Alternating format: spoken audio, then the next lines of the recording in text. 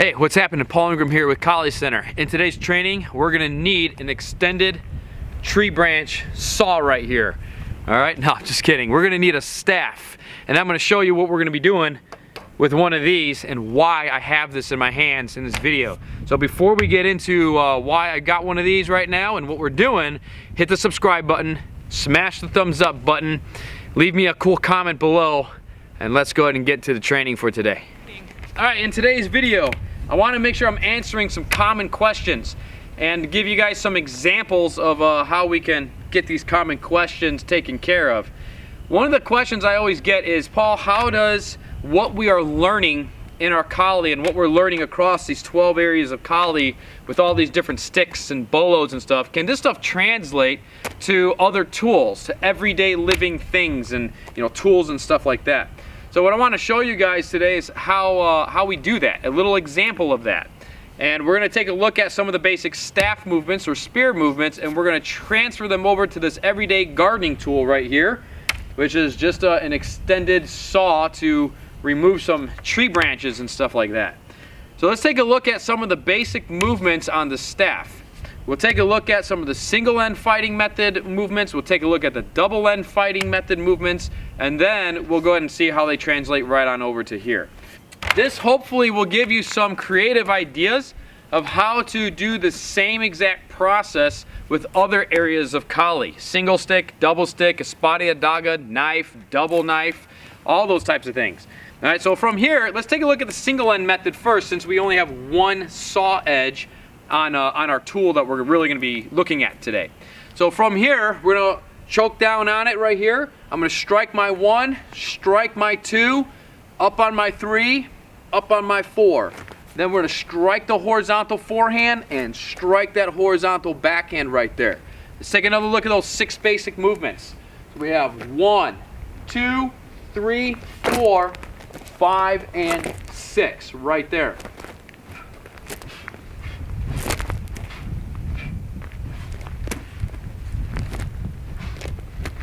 Let's take a look at these 6 movements on the garden saw.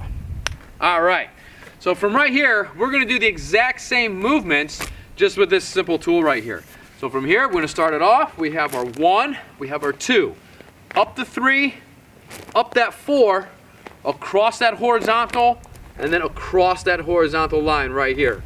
So 1, 2, 3, 4, 5, 6, right there.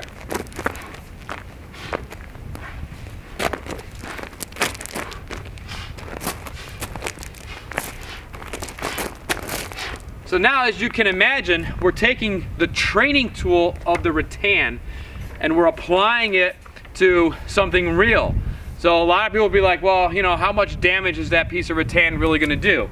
Well, the rattan staff has enough velocity on it that it can break bone. However, now we've got that jagged edge right there. So you can imagine, right, if you hit somebody's hand to disarm them, and if you had to follow up with that, you can imagine what that would do. We can just kind of start moving around really slowly and just kind of start getting an idea of how the techniques transfer from the training rattan staff into an everyday type of tool like this. We also can start to understand how the attributes of that staff, our body, how it's supposed to perform with the staff, with the pole arms, and then we can transfer those attributes and that performance to another everyday type of object.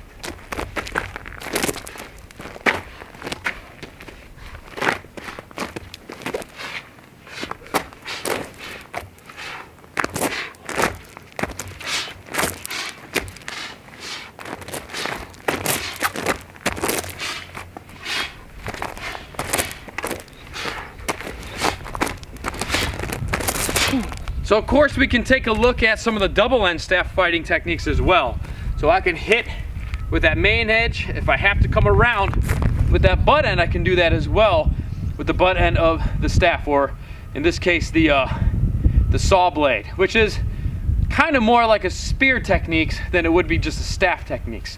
Right? We can thrust, we can slash, we can come over on the other side, right? So now we can start applying the double end methods as well. So let's take a look at the same drill, the basic slashes, and how that can be worked with the double end method. So we have our 1, our 2, up to 3, up to 4, across the horizontal and across that horizontal right there. So 1, 2, 3, 4, across and across.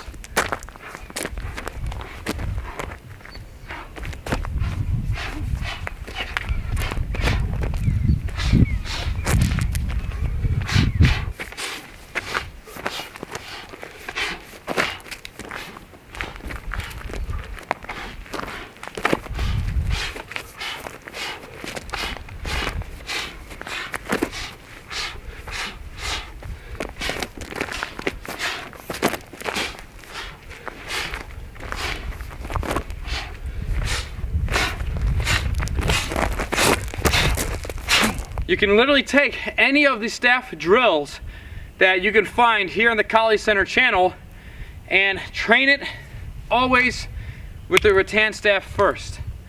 Then kind of look around. Look around your house, your yard, go to the hardware store and just kind of take a look at things and see, okay, that would be a pole arms type of weapon. That would fit in area 7 of Kali. Then you can do the same thing with single stick, single sword, right? Like I get a lot of people asking, well, is there any like hatchet or axe work in Kali? Yes, there are. There are tribes from the Philippines back in the day who were the headhunters, and they used axes, and they had their own, type of axe. And so yes, the axe would be a subcategory. If it's a single axe, it would be a subcategory of area 1 in Kali, the single sword and the single stick. It's a single one-handed weapon. And then same thing with doubles, right? 2 double pipes, 2 double axes, something that you can handle, 2 weapons that you can handle single-handedly that are about equal length. That would be area number 2, the double stick or the double sword. And then if it's a double axe that are about roughly the same length, then that would also fit in category or area 2 of Kali. So I wanted to make this video to kind of clarify some of that stuff.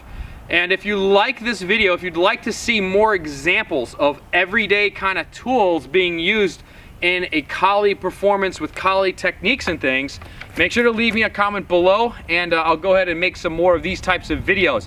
I'm just kind of testing the water with this video to see if this is of interest enough to make more videos on this stuff, so you guys can kind of see how everyday objects are can be transferable to the Kali skills. So while you're experimenting with all this stuff, just another little side note is you got to remember that when you're using different types of tools, number 1, keep safety in mind, be extremely careful. Sometimes these types of things, they come with blade covers and stuff.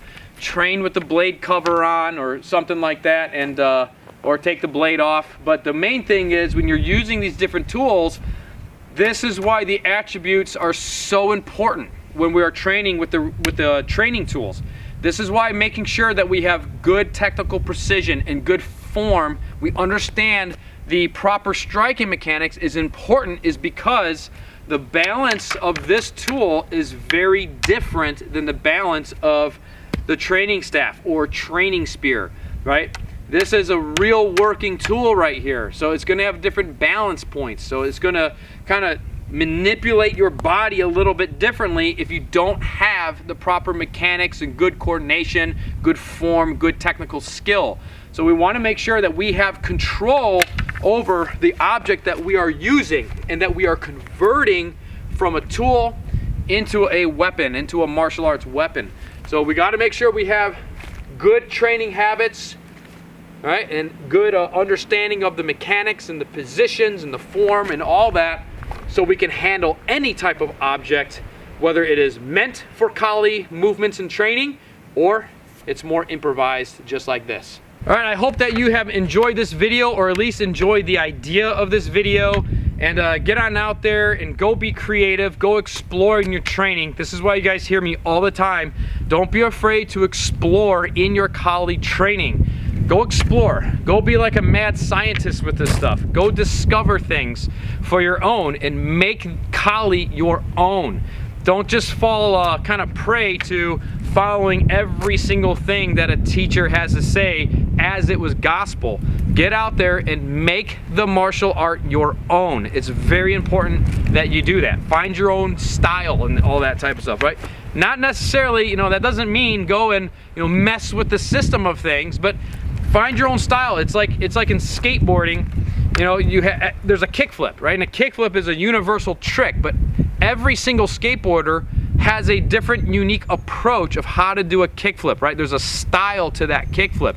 Some people crouch down a little more. Some people hang their heel off a little more or something like that, right? So there's just different types of styles that you can apply your own body to those techniques. And that's how you want to think as a martial artist as well. That is the self-expression when it comes to martial arts, not necessarily the application of systematic logic, okay? But the application of how you are performing that with your body. So get on out there and go have fun. Please stay safe if you're experimenting with different things like this. I really can't stress that enough. Subscribe to the channel if you're not subscribed already. Hit a thumbs up button if you like this type of video, playing around with different tools and improvised tools and turning them into Kali gold, right? Alchemy, right? Taking lead and turning it into gold. This is Kali gold right here. And I'll see you guys back here on the channel next time for some more training, and get outside and go make nature your Kali dojo.